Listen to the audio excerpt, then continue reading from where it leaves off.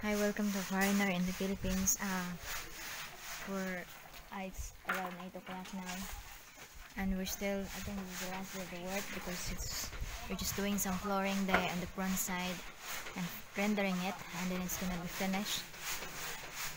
And then that's Tom there helping on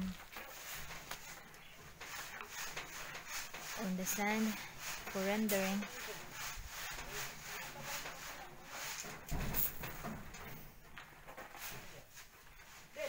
So what they do is they just